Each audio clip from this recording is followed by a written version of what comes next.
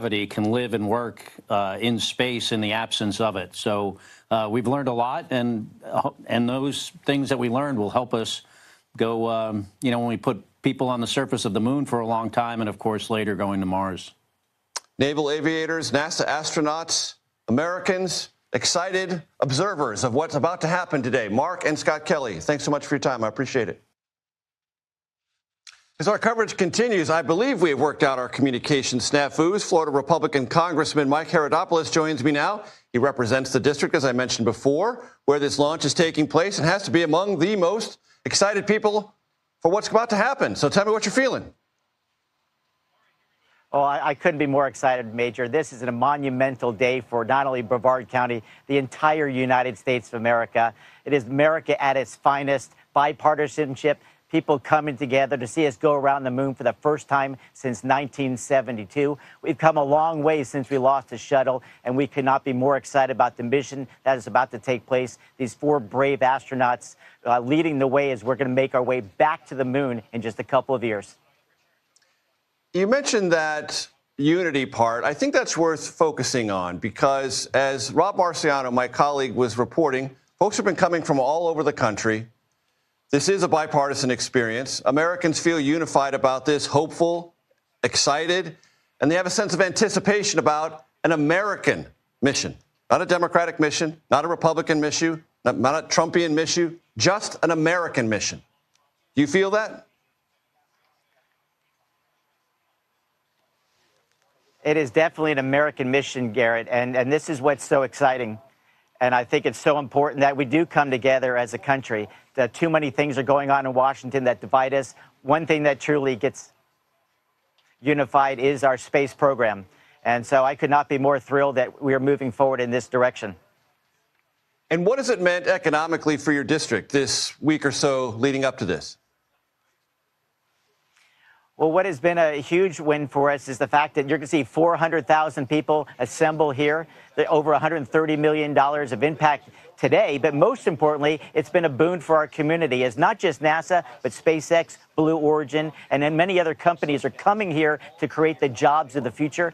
Our goal is to make sure we beat the Chinese back to the moon, and we establish a base on the moon where we can have the opportunity to develop energy solutions and eventually go off to Mars.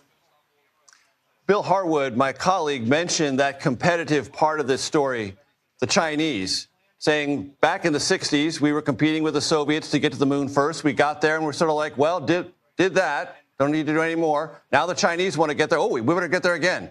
But we just want to get there, but we want to stay. And that's the part of this that I think could use a little bit more explanation. Talk to my audience about the staying part and what we get out of staying, if we do. Well, the staying part's important because the energy needs that we need in this country. As you know, we're moving more towards nuclear. There's a product called helium-3 that's, of course, on the moon's surface. Also on the southern port, meaning the South Pole, there is water. That's H2O, of course, hydrogen being a key component that will propel not just this rocket, but future rockets out into deep space. And so our belief is if we establish this moon base, we can not only, of course, defeat the Chinese, which is important, but the most important thing is the scientific potential that we'll have on the moon. And eventually, if we really want to go to Mars, we can go there a lot easier if we launch from the moon. Because the big problem when you talk about these huge engines, just to give you a feel for the power of these engines, it's 130,000 NASCAR engines are propelling this rocket up today. It's a lot easier. You don't need that engine power if you're building off the moon because you're not having to break through the Earth's orbit. And so this is about science, technology, and also national security because the Chinese have been doing nefarious things in space already.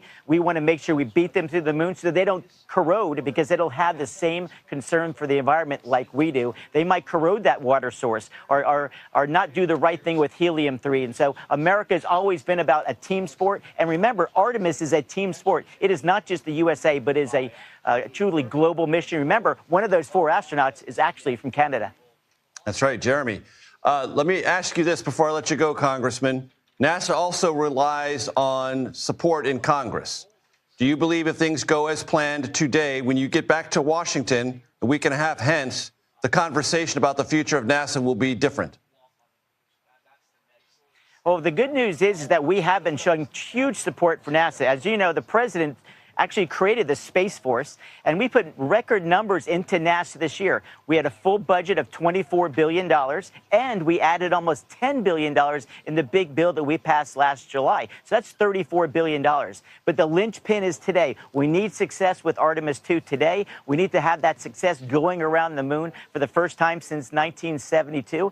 And as you know, our fabulous new leader of NASA, Jared Isaacman, has a plan where we're going to be launching a better cadence, meaning we're going to have the muscle memory necessary so that we can have success and get back to the moon in 2028. And I'm confident that Republicans and Democrats can come together and fund this needed program so that America stays space dominant. Because it's not just about commercial adventure, it's also about the military realities that we face, because we need to have this strong space network. That's where you have GPS and make sure men and women in the military have the best information possible should we ever get into some type of conflict around the world.